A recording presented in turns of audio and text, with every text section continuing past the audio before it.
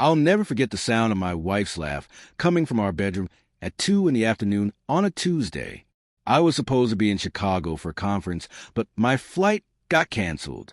I stood in our hallway, keys still in my hand, listening to her giggle in that way she used to giggle with me. Then I heard his voice. Marcus, my best friend since college. The guy who was best man at our wedding. The guy who helped me pick out her engagement ring. I pushed open the door, and time just stopped. Sarah scrambled to cover herself, her face going from flushed to ghost white in seconds. Marcus just froze, sitting on the edge of my bed in my house, wearing nothing but his guilt. "Brother, I can explain," he started. "Brother."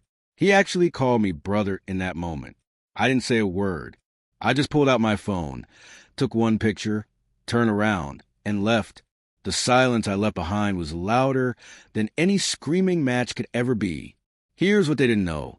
I'm a cybersecurity analyst, and 3 weeks earlier, I'd found encrypted messages on our shared cloud account.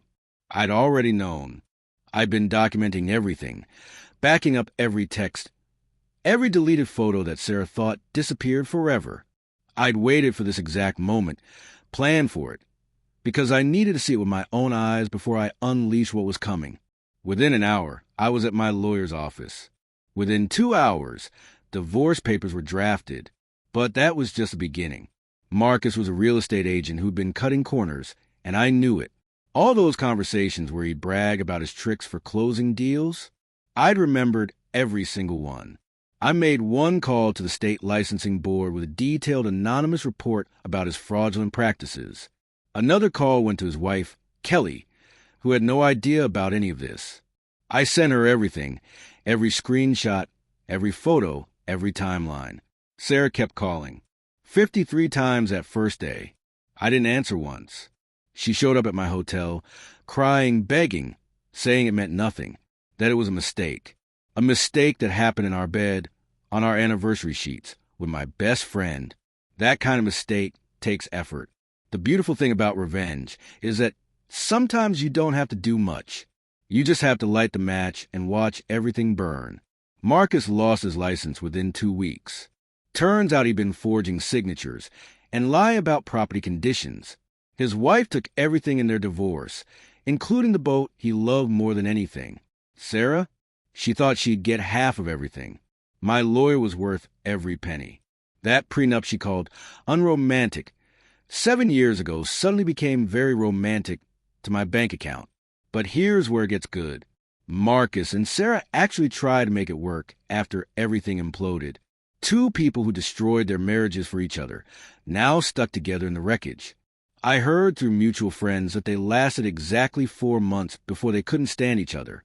Turns out their entire relationship was built on sneaking around and the thrill of betrayal. Remove that, and there's nothing left but 2 terrible people who can't trust each other.